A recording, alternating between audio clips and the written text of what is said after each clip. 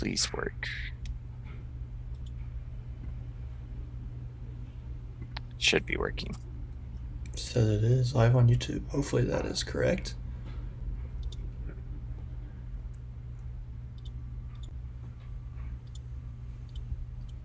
All right, it is up. And by my phone, it says it's 1 o'clock, so we're gonna go ahead and get going here. We do have someone else joining us for today, but he's not quite in here yet. It's been a been a day trying to get this going for you guys. So I'll just start here, kind of tell you about what we're going to be talking about today. We have no new panelists. It is Tyler, Rylan, Austin will be joining us, and me hosting for this week. We had Kai as long or with some other SMC members go to Las Vegas for a case study competition. We hope they did great and really, you know, did the best they could. Hopefully won it. I don't know. I haven't heard too much from it. But moving on past that, we have some NFL stuff going on. Cardinals still are undefeated. Got some games to talk about. Can the Lions go 0-17? We might hit on that. We got college football. Coastal Carolina just got upset by Appalachian State. Got a couple big upsets from a week ago and a couple better games. We got the MLB playoffs and World Series predictions, stuff like that. And finally, we are going to be hitting a little bit deeper on the NBA today, since the season is actually getting going. So let's start with the NFL. This past week we had a couple games. We can start here. Actually, let's start with Cardinals Browns. Cardinals won 37-14. Let's go to Tyler here first. What do you think about the Cardinals still being undefeated through, was it 6 games now? I think so. Yeah, 6-0. So looking at these stats, Kyler Murray went off again that game. He did what he was supposed to do. I do think that the Browns could have been a little more competitive if Baker Mayfield was a little healthy, but he has that shoulder issue and it's still bothering him. He didn't play last night either. But they look dominant on both sides of the ball right now. They're a hard team to stop. Rylan, you got anything to add for it? Yeah, I honestly thought the Browns would win, knowing that Kingsbury was out and their quarterback's coach was out, and a few other players like Spinner. But yeah, Baker was not healthy, obviously, and didn't hit right. And the Cardinals are just steamrolling people right now. They're clicking on all sides of the ball, every side, and I was kind of surprised, but I actually wasn't. Kind of looking at it as Austin's still getting set up here. Started without him, but he's here. He's Can you guys running. We're hear me good. okay? Yeah, you're good. All right. But no, the Cardinals, they're just fast on defense more than anything. Like they just have dudes flying. You got Buda Baker, obviously kind of in the back. You got their Chandler Jones. Hasn't gotten a sack since week 1, since he got those 5 against Tennessee. But he's still a threat, so people are obviously still game planning for him. But you got JJ Watt on the other side of him. I'm gonna be honest, I couldn't tell you a defensive lineman name outside of those two. But when you have those two on the outside, it's probably not a fun game plan day for the offensive coordinators and everything like that.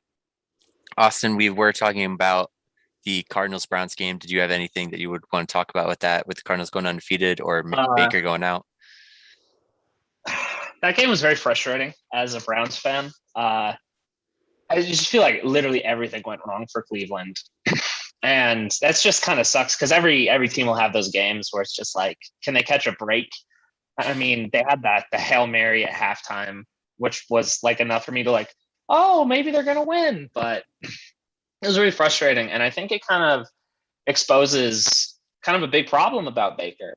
And a problem that's been around for a while is just like when he's forced off schedule, can he make, and when things aren't right around him, can he make the plays? And so far this season, at least, I would say that he hasn't answered that question. Yeah, I just looked up a couple Cardinals defensive stats here.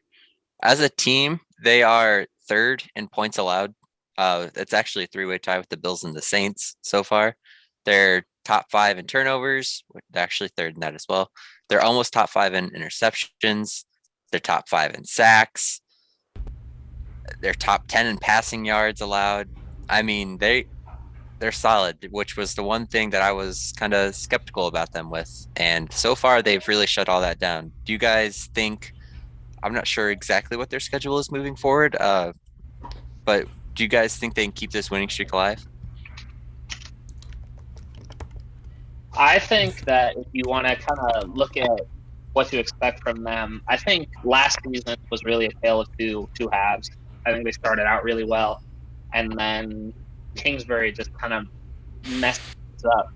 So I think if they can, obviously they've beaten a lot of good teams early, but I think if they can sustain that success longer into the season with with teams kind of having more data on them, like will we see Kingsbury hit that play calling wall again that kind of stopped them from jumping into the upper echelon of the NFC West last year?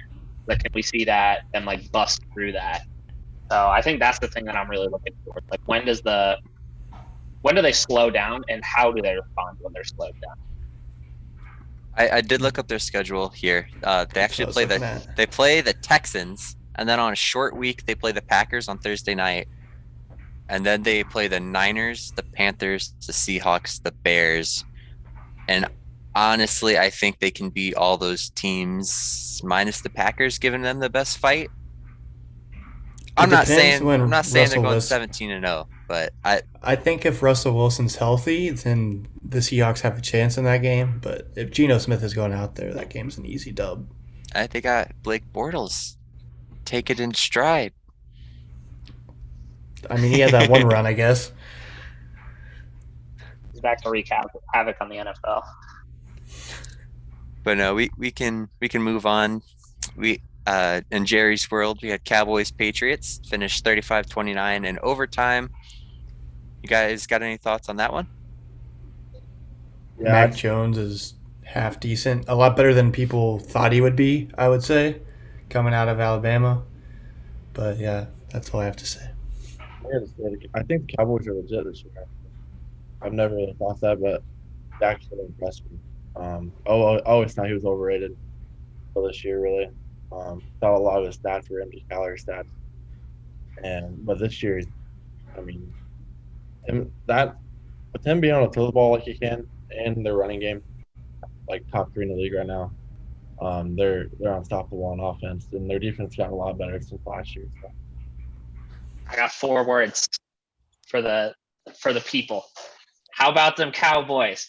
I hate the Cowboys fans. I'm gonna be like completely honest, but it's weird because I'm at this weird kind of impasse where I hate Cowboys fans, but I actually like a lot of the players on the Cowboys team, and I want to see them do well, and they have done well so far. And I think it all comes back to just that passing game with Dak and Cooper and Lamb and Gallup.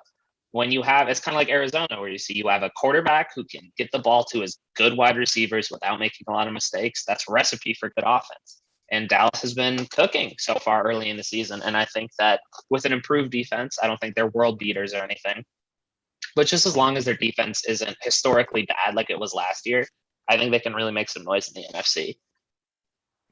I think that the X factor this year was coming into the season, their secondary was like the question mark, I would say.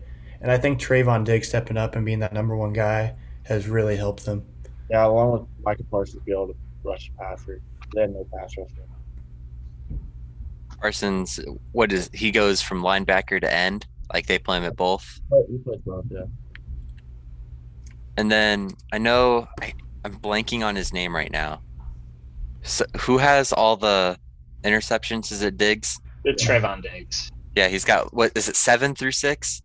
Yeah, I think so. Something like that. It's just an absurd amount. Obviously, I'm going to assume that dies down. Eventually, you just gotta stop targeting him. Like, yeah, the fact that he's doing it is insane. But that defense, obviously, last year got gashed in every single way. Paid Jalen Smith, and now he's gone. Obviously got Micah Parsons. They have Diggs.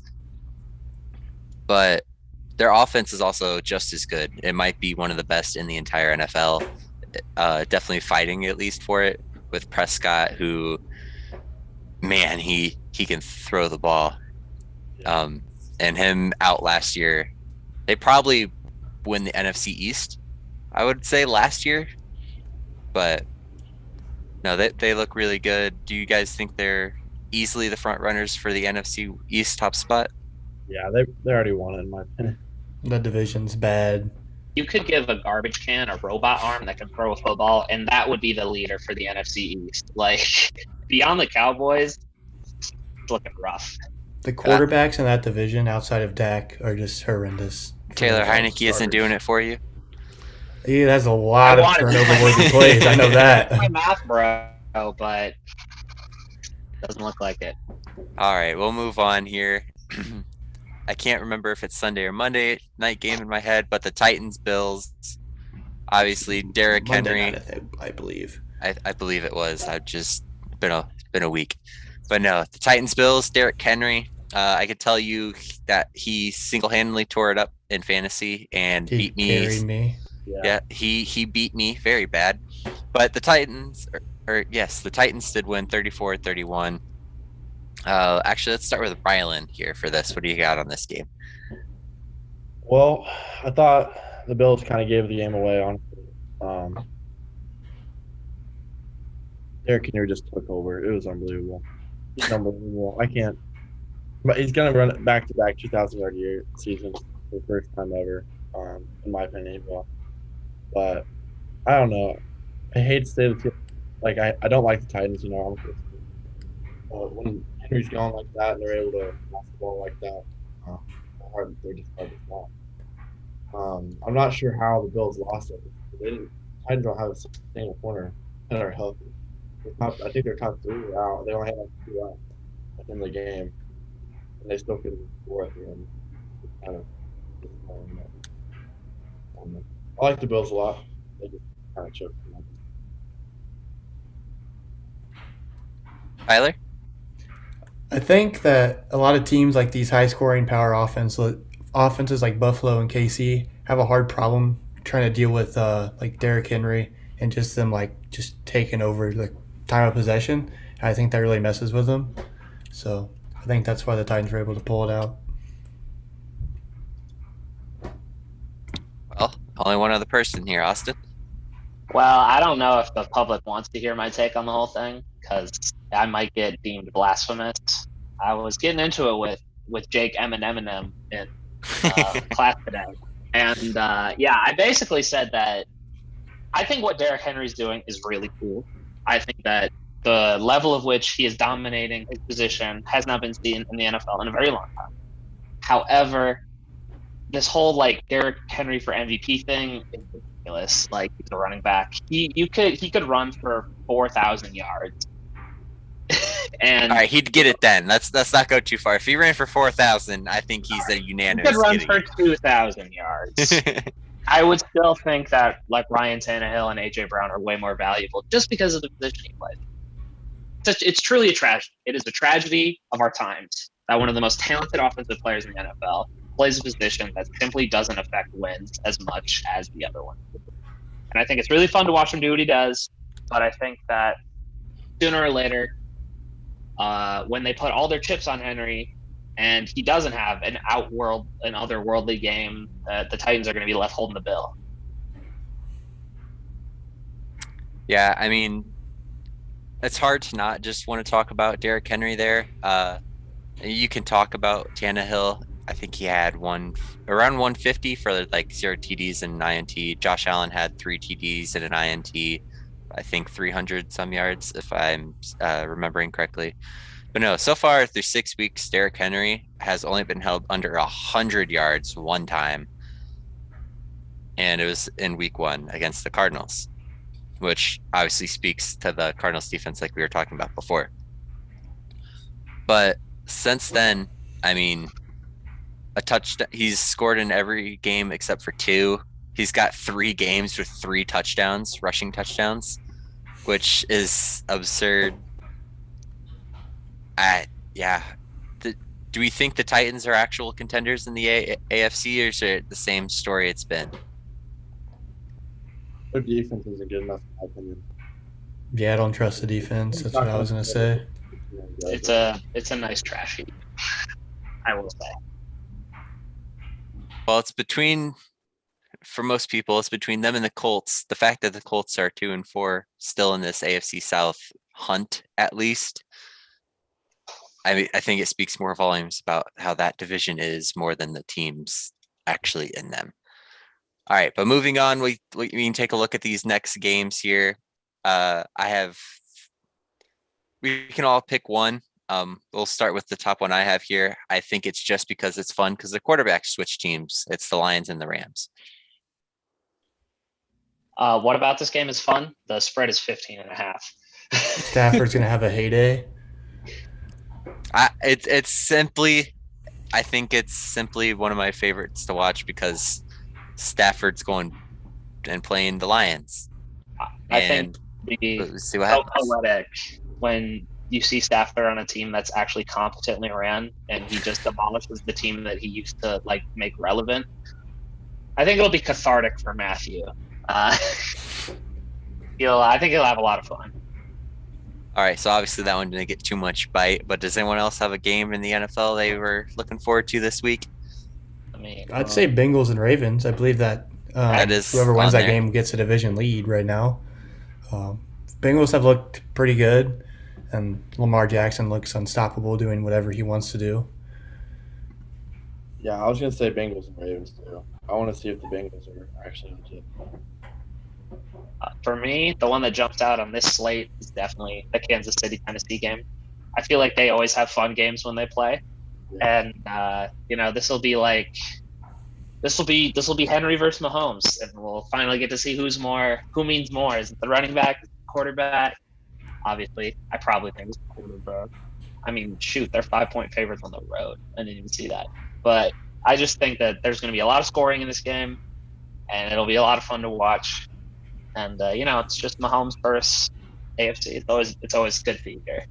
With how bad that Chiefs defense is at the run, the record for NFL rushing, because I did look this up, is 296 yards by Adrian Peterson. Henry has a shot at it against this Chiefs defense. I mean, Like he's actually has a chance to shatter that. If he rushed for 300 yards, I'd be not surprised by that defense. Obviously, still impressive, but I would agree.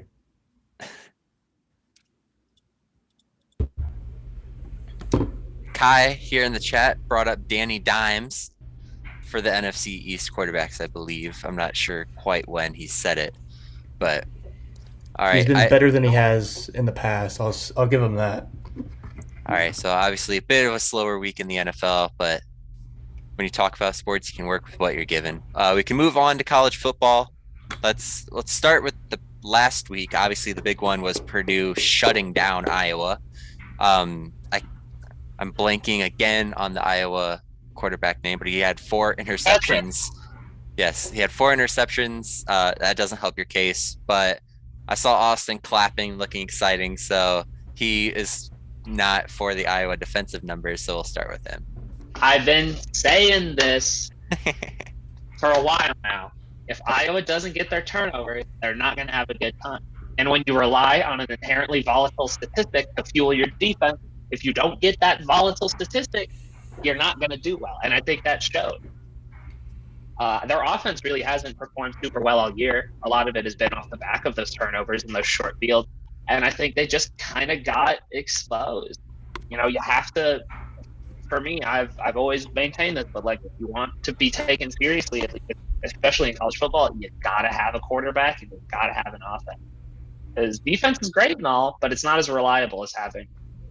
So like defense requires 11 players to be playing well.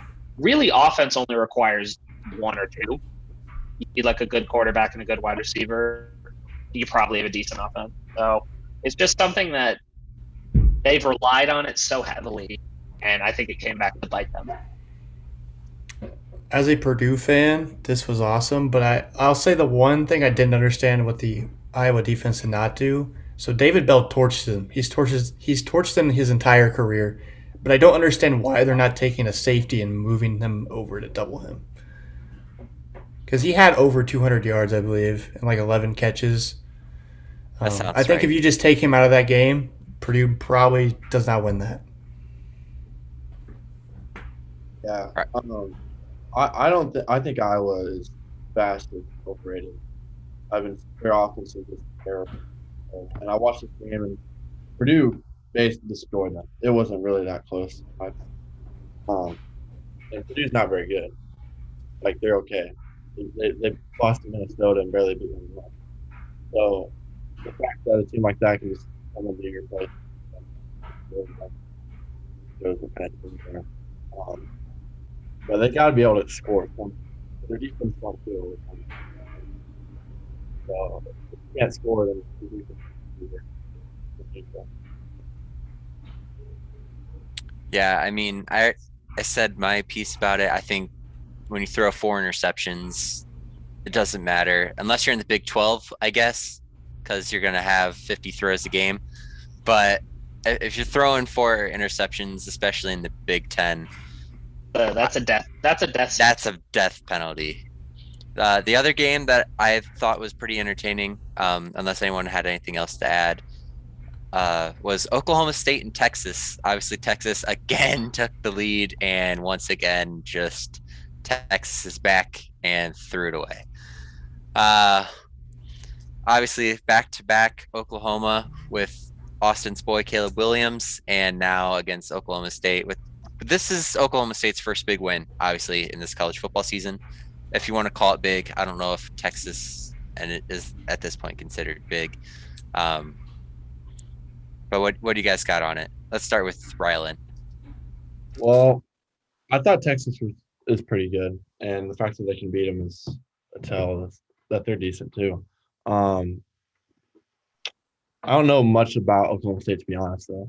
I haven't watched them at all. But if they would have lost, it would have been a bad loss. So the fact that they won, they did their job, and if they can continue, then they might make a run. So I didn't watch this game, but looking at the stats, I can see one thing. The Oklahoma State starting running back ran for about 200 yards, and the Texas quarterback threw 2 interceptions. And I think not being able to stop the run and turning over the ball is what lost in that game by just looking at these stats. I mean, it was kind of a similar story to that Oklahoma game. Austin, I will let you go. Don't worry. Didn't forget about you. My Big 12. I got my Big 12 kicks in this game. It was fun. But, like, I just have to wonder how the resolve of Texas is still doing. Like, to lose games like that back-to-back weeks has to do a number on your, like, it's like a big mental toll. And just with all the hype coming in Texas, and they were so good week 1, I just have to imagine that maybe I think it's starting to creep into the whole, like, the organization that, you know, this whole we can blow leads thing and we don't perform when we need to. And I wonder how they're going to rebound from that, because honestly, after a pair of heartbreaking losses, I don't know how you would even start the, like, game plan for the next week. Well, they have a bye week this week, so I believe. Yes, they don't play until they get a week off, and then they head to Baylor and play them over in Waco. I don't even know who's going to win that game. But no, like I was saying, Oklahoma State, they haven't really played anyone. They've played Missouri State, Tulsa, Boise, Kansas State. They've played Baylor and obviously just beat Texas. This is their first win, maybe outside of the Baylor game, where you can say that was like a tougher opponent for them, at least someone kind of on their talent level. Texas, on the other hand, they played Baylor, Iowa State, Kansas, West Virginia, and Kansas State. So they've really lost the 2 big games that were kind of in the middle of their season there. But I do want to say one more thing. This does go back 2 weeks, but we have the man himself here. We had his statement about being a Caleb Williams fan and Boomer Sooner. I've always been biggest fan. But I do, since he is here, let's hear what you have on your boy Rattler getting benched. I don't really know where to start. It's very disappointing. I think he is so much fun to watch when he's firing on all cylinders. But when his team has needed him to be good, simply has not been able to step up. On a throw-for-throw basis, he was still one of the most effective quarterbacks in the country. But when the throws you're making in those big-time situations are resulting in you bad things, you can't play a guy, especially with Rattler's variant. I would argue he's one of the higher variance quarterbacks we've seen in a while with his decision-making. But when you pivot to Caleb Williams, who kind of has this like magic around him. I don't even know how to describe it. He's got that 5-star true freshman kind of aura, and he balled out in the, I believe they played TCU. He balled out in that TCU game, and I believe he took home Pro Football Focus's like highest graded offensive player for the week and like freshman of the week. So he had an amazing game, and I think he just kind of represents a change in skill set to where maybe his accuracy isn't as good as Rattler's, but because of his athleticism and Lincoln Riley's ability to make an effective offense with literally anybody at quarterback, I think it kind of insulates the Oklahoma offense from some of that risk that Rattler brings on because of his decision making. And Williams isn't put in those situations where he's going to have to make the hard decision because of his skill set. He's got a big arm, very mobile. So you can kind of game plan around that and make it so you can avoid some of those more tense situations that Rattler seemed to fall through. All right. Well, there it is from the man himself. But I see other people in chat laughing at Spencer Rattler. Don't worry. When he transfers to Michigan and they win the national championship, I'll be the one who's laughing. All right. That's a take. But no, let's move on here. Earlier this week, we had an upset in the top 25. I don't know why they played on a Wednesday, but Appalachian State on a last-second field goal beat Coastal Carolina. I watched this game. Coastal Carolina just was giving up massive plays to Appalachian State. They also gave up a second quarter onside kick that was recovered by Appalachian State, and they honestly just outplayed them. Coastal Carolina in the first half was huge on offense, had big plays.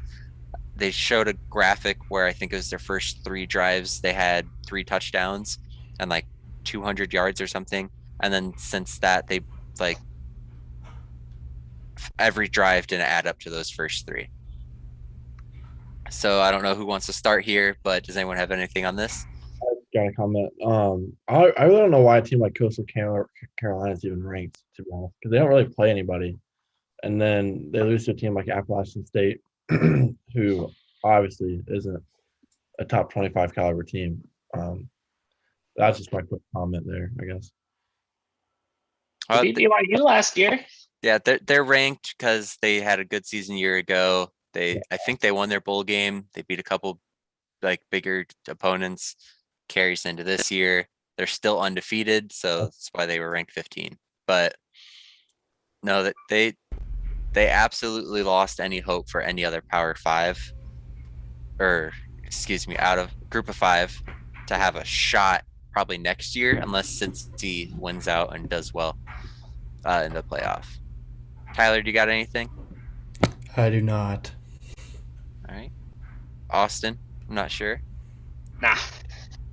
It's a bit of a weird one, but it just happened, and just had to see. This upcoming week for college football, it's a bit slower of a week compared to last week. I don't know if anyone else has some other games, but the one that I kind of have highlighted here is Notre Dame and USC. It's simply because of the rivalry aspect. Notre Dame benched their quarterback, Jack Cohn, a week ago. And then their backup gets hurt. And he didn't play overly well in that game either. No, but they are eking out these wins just over and over. Do you guys got anything to add here? The team might be on upset alert this week, and I think it might be Oregon. They play at UCLA to beat LSU 2 weeks ago, I think, maybe 3 weeks. That's a solid team. And Oregon, I don't know, does Oregon have CJ Verdell back? I I know he's hurt, but I don't know if he's back. Well, if he's not back, then I think we I might. will look it up. It's Oregon, so they'll play to their competition level no matter what. So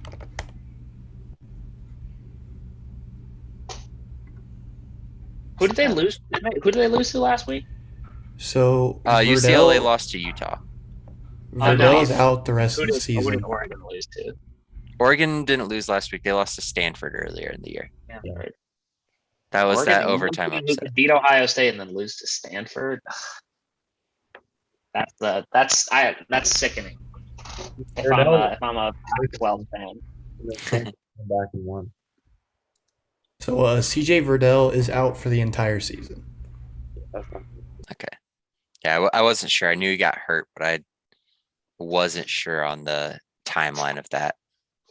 Let's move on, though. A little bit slower in the football world, but things are definitely heating up in the baseball world. The series, I believe, is it 3-2 for both? Mm-hmm. Yes. 3-2 Astros lead, and the Braves lead 3-2. I believe it's the Astros who play tonight, but Yes. I'm not sure all three of you guys watch it. If whoever wants to take this lead and kind of recap what's gone on, maybe one of you do AL. One of you do. That's not good for Braves fans. They don't like having leads. All right. The big thing in the Red Sox Astros series was the umpiring has been atrocious behind the plate. That's been the biggest thing. I think it was like the most missed called strikes or something in that game. They missed like 23 or something. It was the most in a playoff game, and I think ever. But I think tonight the Red Sox tie the series up. Do you want to give a little bit more of a recap on like other things that has been going on like in that series? If Rylan wants to, he can, but if you guys have any more to add. No, I was just gonna say that I agree that Boston will win this night. They got Evaldi pitching. He's pitching really well. I think he's gonna go 7, and I'm not.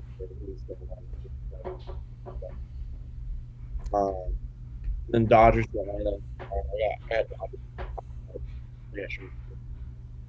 And the Braves refused to win. Basically, Atlanta, not just the Braves. I wonder. I really do. Is there something in the water in Georgia?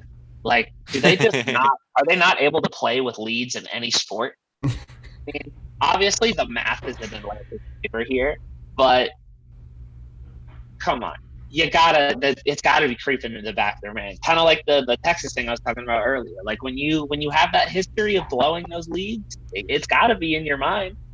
I would like to see the Dodgers win. I like a lot of their players, but I mean, can the Braves put them away? I think that's going to be the real question. I don't really think it matters. I think the Astros are the whole World Series, no matter who they play. So, especially if it's Atlanta, I think that they won't have any problems. But it just all comes back to that Georgia voodoo, no leads magic. I can't even explain it. And then tomorrow night, the Dodgers are pitching Max Scherzer. Yeah. I think if the Braves were going to win the series, they had to have won last. I think the Dodgers had a bullpen game as far as their relievers. Now they got some momentum. Their ace pitching. The Dodgers do. And if they lose that one, if they go 7, they're going to have to lose. The Dodgers are going to have to. Yeah, I was trying to find the stats from that the umpire stats. I like looking at them. I was trying to find it from game 4. There we go. The home plate umpire was Laz Diaz. Mm-hmm. He missed 21 calls according to the robot little strike zone, which is quite a few. There's 21 is really bad. That's how I believe it was 2-2 when all this stuff started happening too, and then it became a blowout. I was trying to look over here and find it. I saw it on Twitter. It was the outline of all the pitches that I think it's Evaldi threw, I can. and that there was like at the top of the strike zone, there was a ball here that was called a strike, and then there was one like down here in the strike zone that was called a ball, and then he threw the exact same pitch again. It was called a ball, and I just remember seeing that Valdi was like, okay. But no, we can talk a little bit more about this here. Who are your guys' World Series predictions to go to the World Series? If you want to try to give, because if it goes 7, I believe they'll play 2 games by our next show. So let's just say, who do you think will go to the World Series as Austin leaves? Sorry, I had to get my slippers. Let's start with you, Austin. I already said it. I think the Astros are going to win it all. And I think they will do it over the Atlanta Braves. As much as I love to meme and joke about like Atlanta sports not being able to hold lead, or just Georgia sports in general, come on. Look at the math. There's no way they lose this series, right? If they do, I don't know. I'll do something funny on the podcast next week. But like, I don't see it happening. There's no way Atlanta chokes this. And I think that the Astros are going to win over the Atlanta Braves 6. I think the Astros are going to advance the World Series, and I think they'll be playing the Dodgers. The momentum that the Dodgers got last night in a bullpen game, and now they're getting their best 2 starters the next 2, I believe. I think they'll win that. Yeah, I'm with you. The Astros definitely win their series. I think they're gonna win it all. The Astros get the Dodgers coming back and winning. They got me winning right now. They just know how to win. But I want to say the Dodgers will win it all because I like them. But I like the Astros a little more. I think if the Dodgers had Max Muncy healthy, it would be a completely different discussion. I mean, they're missing so many players, aren't they? Yeah, just Bauer, Kershaw, Yeah. Muncy. I saw Joe Kelly, I think, is out for the rest of the postseason. That was Justin Turner. Yeah. Look, I mean, when you're playing with the monopoly money they have, I don't think you can blame injuries. When you buy the entire MLB All-Star starters, you don't get to say injuries are what ruined it for me personally. Yeah. But there's no reason the Dodgers should be down 3-1 this year. It's like, I will say we have Reagan in the chat here. She says she hasn't been following the playoffs super close, but she wants to see Boston tie it up tonight against the Astros. And I agree, because for some reason, I think this might just be a team of destiny. I don't know why. there was a team of destiny this year. It was the Cardinals. That's true. They won the 20-some straight. But, I mean, they go 500 and I think like almost 60 games like after the All-Star break or something like that. They beat the Yankees. This entire podcast picked against them, against the Rays. And they dealt with them, given the ground rule double play. We all know about that, the kind of series shift there that could have happened. But I'm going to pick the Red Sox to go. I have no data to back it up. I know every number in the entire world points against it. But in the AL, or excuse me, the NL, it's close because the Dodgers just have so much talent and the Braves are up, and it's the Atlanta curse, obviously. You got the Falcons. Georgia blows it to Alabama. I know the Hawks have blown it, but they don't win. The Braves did blow 3-1 last year. But no, I think everything's pointing against Atlanta. And with the clip of Max Scherzer that came earlier in the week in his press conference when he said, "Pull me," like, I don't remember who came in for him, but he said he would have a better time. I think they're all in it, like, as a team. I still think that they can win it, and I'm going to pick Dodgers, Red Sox in the World Series. But I don't know who wins it. So I'm just gonna be bold and say I think the Red Sox are gonna pull this out by some, I don't know, a couple more ground rule doubles go their way. No stat I can say backs me. The Boston, I don't know, the Patriots are bad now, so they get their power. Let's go with that storyline. I have no stats for this because I know all of them point against the Red Sox. So I'll say Sox over Dodgers in 7, just to make it interesting. Do you guys have any MVPs for either of the series so far? I mean, for Houston, I don't know. Maybe it's like, or it's recency bias, but like Framber Valdez came in huge when the Astros needed him the most.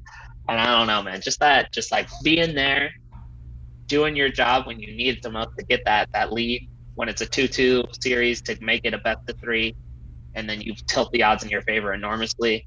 I just think like it's got to be him. He clutched up. Yeah, he threw a gem. I'll choose someone different for this, but I'm going to go Yordan Alvarez. As bad as, I don't know how you get him out. The pitches he's hitting out of the ballpark are ridiculous. The one I believe he hit off Sale was about 2 feet outside, and he somehow poked it over the monster. I think that's just ridiculous. All right, and what about the NL? The NL for the Braves, I would have to go with Adam Duvall. I'm going to go Rosario. The other day, he hit a home run and took a home run. Austin? I'd have to go with Rosario too. That game that he had to blow it wide open and give the Braves that 3-1 lead. I think that's what's going to win them the series. I know that all the momentum is on the Dodgers side now, but they can't lose. Not again. They can't. I think they can. And Reagan agrees. She said she's big Boston bandwagon right now, and the Cubs fan in her wants to see Schwarber win it again. And honestly, that might be a reason why I pick them subconsciously. I'm not sure, but she also thinks the Dodgers should go to the World Series, so we're both aligned there. Unless anyone has anything else about MLB, we're going to move on here to the NBA. Obviously, started this week. Couple nice games there with the Warriors, the Lakers. Warriors won it. Ja Morant, a notable person going off in game 1 as well. LaMelo Ball had a great game. Evan Mobley looks phenomenal against that Grizzlies team that I saw. But personally, I don't want to talk about it, but it's one of the biggest stories, and I'm absolutely sick of it. We're going to talk about Ben Simmons. Oh, I'm sorry. We can do 2 minutes on it, but it's almost too big. I like the other contract situation a little more, but let's talk about Ben Simmons to start this. I mean, like, whoa. Daryl Morey could tell me that, like, Ben Simmons, like, kidnapped his kid, and I believe it is part of the story. Like, it just keeps getting crazier and crazier. Like, it doesn't end. And I just, like, I can't even wrap my head around it anymore. I don't want to think about it, just like you. Like, I don't want to talk about it. But I just think, as much as I want players to be empowered and make their own decisions and have their own agency and stuff like that, be able to do what they want to do. But, like, when you're doing it the way Ben Simmons is, in the most irritating and passive-aggressive way possible, just shut up and leave, or don't play. Just wait for him to trade you. I don't know, man. Well, he signed a 5-year extension. I don't remember the money on it, but 2 years ago he signed it, and he's got 4 years left. Daryl Morey came out yesterday on a Philadelphia radio show and said this can go on for 4 years. Unless I get something back that I want, it's going on for 4 years. Daryl Morey has never lost a trade in his eyes, and he's not trading a superstar like Ben Simmons for anything less. Ryler and Tyler, you have anything else on that? Yeah. To me, Simmons doesn't really have any power in this situation. wants out, so and they don't want to trade him, so he just won't play and they won't pay him. So just I don't know, sit out a year or 3 or 4. 'Cause they're not going to give him away for back quick. 'Cause he's an all-star, whether you like it or not, he's an all-star. And to me, just making it worse one step. His trade value's gone way down because they don't know what the heck's going on with him. Like, so it's hard for them to trade him, and he wants traded. So that's the issue. I think Ben Simmons thinks he deserves the same amount of respect that James Harden gets in this aspect. And I don't think that he understands is that he's not even close to the level of James Harden or has the authority of James Harden. So He also has twice the amount of contract length that was left on Harden. So yeah, didn't Simmons just sign the max last year or 2 years ago? 2 years ago. Also, What a mess. the Sixers Yeah. want to win now. The Rockets, They blew it up. That's true. and Sixers still want to win, and they still have a good roster. All right, let's move to a different contract. Everyone's sick of hearing about it. He got kicked out of practice, yada yada.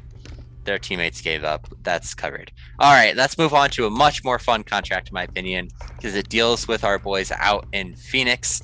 DeAndre Ayton does not get the max extension from Robert Sarver and the Phoenix Suns. However, they did secure up Mikal Bridges. Is it 4? I believe it's 4 for 90, or is it 5? I thought it was 4 for 90. Yeah. 4 for 90, and they also signed Landry Shamet. I can't think of the contract number. 4-year, 43 mil, I think. Something like that. That sounds about right. But no, they signed both of them. They obviously re-signed Chris Paul, but DeAndre Ayton, who had a phenomenal playoffs a year ago and really improved in every level, shut down the MVP Nikola Jokic in the playoffs, didn't get his max extension. Do you guys think that this is just we're going to wait and see if this is a constant thing or if it was a one playoff run and hope his price goes down? I mean, Sorry, my bad. My opinion, Aiden really improved last year, or you can see it in the playoffs. But in the finals, he kind of got exposed. In my opinion. I don't know if that's directly why they haven't paid him. I think they should pay him. He's definitely worth it. If you're gonna pay him a coverage, you gotta pay him. But I don't know if it's because he didn't quite play as well in the finals. Because I don't see any other reason why they wouldn't pay him. I think he's worth it. All right, Austin, you wanted to say something? I mean, I think Ayton is not worth the max. I mean, when you look at his advanced peripherals, it doesn't scream max player. I mean, he's never had a box plus minus above +1 for his entire career. He doesn't shoot threes. Like, well, what does he really add? He suffers from being a good player who would be good 10 years ago. And I just think in the NBA today, if you are a big man who doesn't bring a unique skill set like shooting or passing or something like that, and you're just kind of solid, I really don't think you're worth the max, especially when you're not performing at like a super high level, like someone like, I would say Joel Embiid is probably the most successful prototypical center that we have. And even he is extremely skilled. And, he just doesn't deserve that money. I don't think he hasn't played his way into that contract. Tyler? I think the problem is that he came out and said he wanted like a Trae Young type extension, which I believe was like close to $200 million. And I just don't think he's even close to the same amount of talent that Trae Young has, or even producing wise, I guess. So like in the first game, they played the Nuggets again, and he got dominated by Jokic in that game. So I think they're just going to let it play out and see if he can really prove what he did last year again. So I partially agree with Austin, but Ayton, he showed last year what he could do on defense. I mean, he is a ridiculous block from Giannis in the finals, falling behind him while playing help defense, and then switches back to his man, blocks an alley-oop that was thrown perfectly by Devin Booker. I mean, he's that play away from that series. I believe it would have been tied in that game, and that kind of flipped it. And from there, I mean, Giannis found another level at the end of those playoffs. He found that missing piece of I'm going to just run at you, and there's only so much you can do with Giannis running at you towards the rim. I don't know how you're supposed to defend it. I think he did the best he could. We did have Kai in the chat say, imagine paying CP3 4 years, 120 million. Yeah. The contract actually doesn't break down quite like that. The third year is partially guaranteed. The fourth year is pretty much a team option, but it's 2 years fully guaranteed. So it definitely impacted some. But is any rookie coming off of a contract in the NBA really worth the max outside of given like a Trae Young run or Luka just got that big one? But what did Devin Booker do a couple years ago? He put up points and won 20 games, and they gave him 5 years, 180 million. So I mean, like, don't get me started on Devin Booker. I'm saying in general, is there like outside of the few that you always hear of, the Tatums, the Tatums, the Lukas, the Trays, what rookie comes off of their rookie deal and you're like, yes, I want to pay him $35 million for the next 6 years? I mean, they have to, I think in the NBA, you can prove it. Luka's proved it. Trae Young's proved it. I think if you're in that, fourth year, I think that's when the rookie contract ends in the NBA. And you still have, if people still ask if you deserve the max or not, it's kind of like the Hall of Fame thing in the NFL. It's like you have to ask if they deserve to be in the NFL, in the Hall of Fame. They probably shouldn't be. Kind of like that kind of thing. It's like if you have to ask if a player deserves the max, he probably doesn't.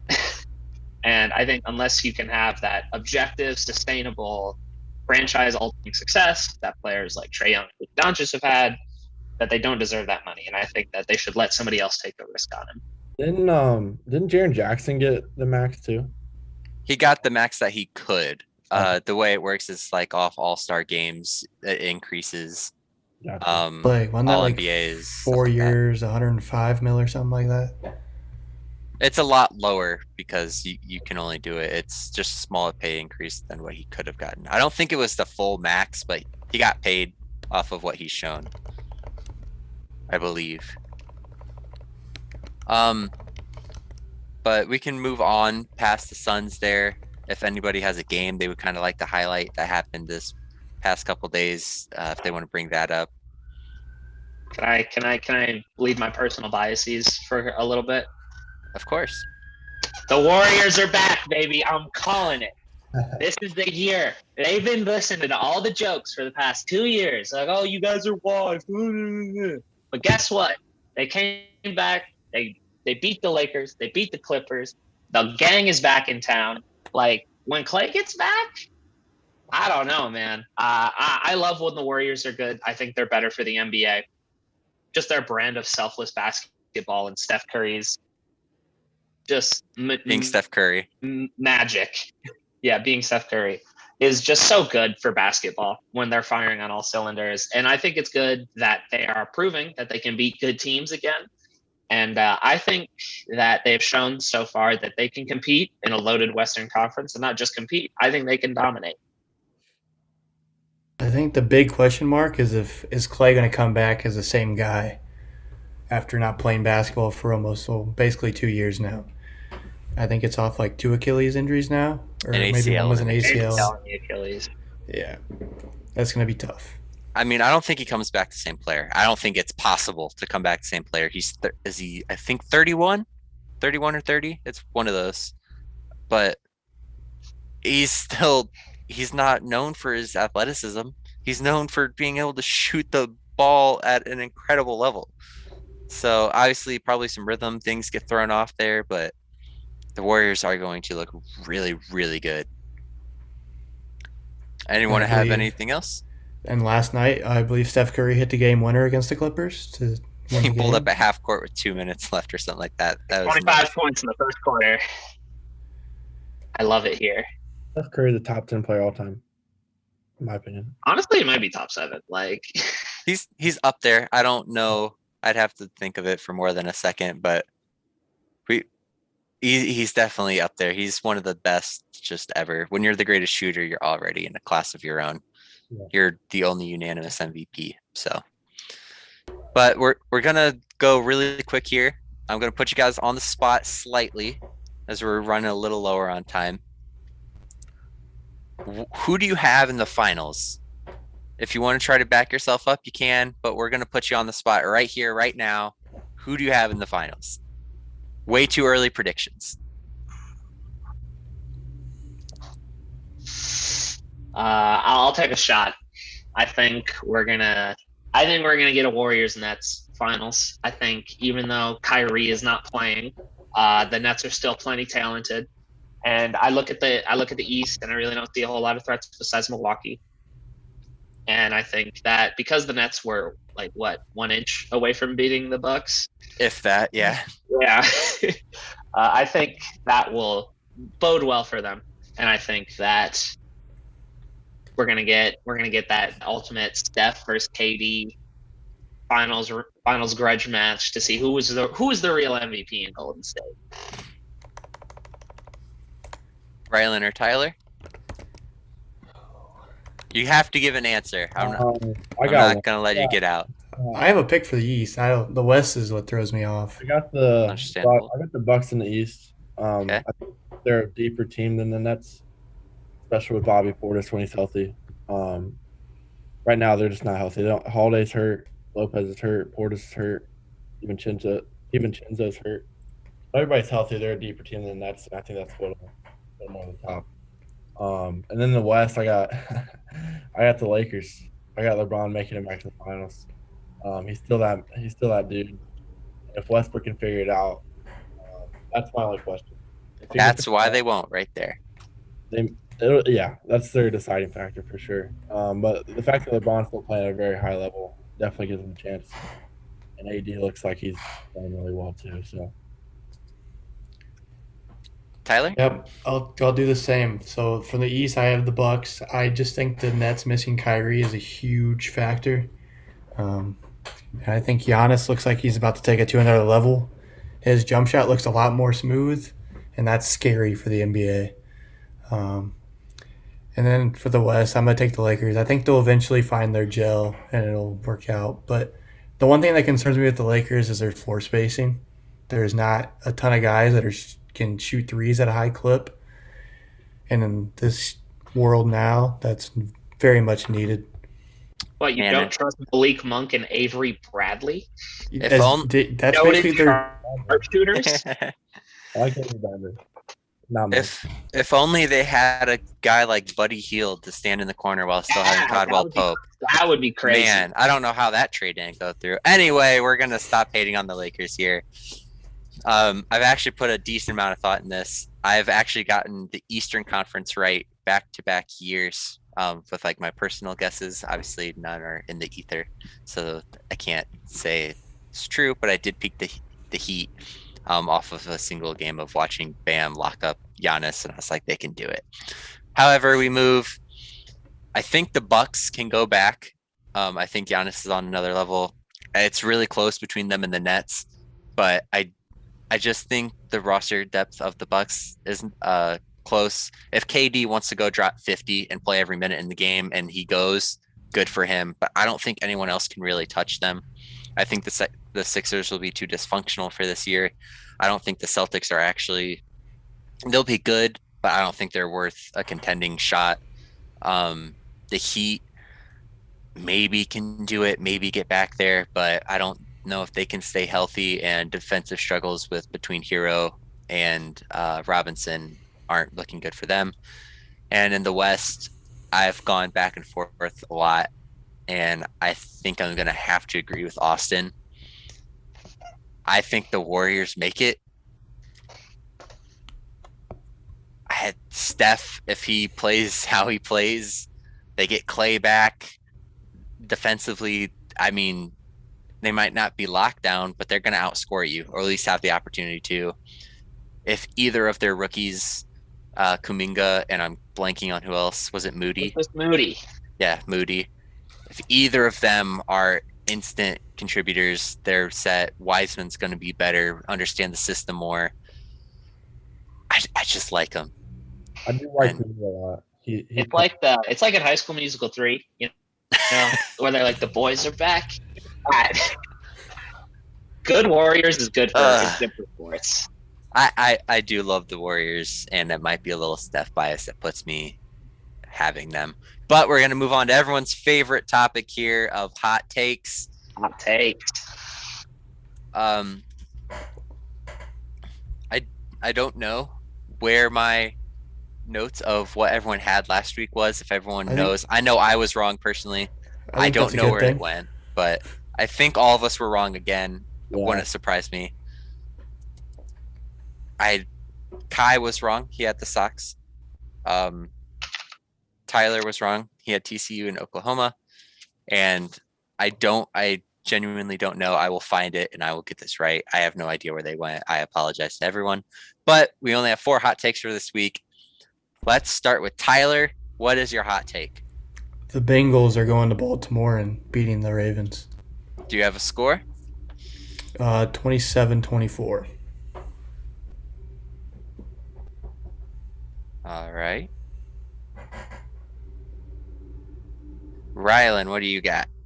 I think UCLA is beating Oregon this week. I don't have a score. I don't know enough about the scoring for them. You got to just throw some numbers out. I want to go. I said they win by 10.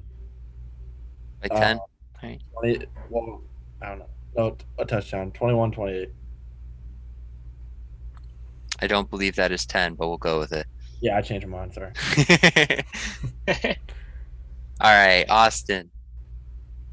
All right. By the time that we host this podcast next, hopefully it's next week, the Warriors will not have lost a basketball game. I think that they will be 6-0 by the time we're talking about them again. I think they have a very easy schedule to open up the season. So I think we'll be talking about them as an undefeated team. All right. Who do they all play? Just a question.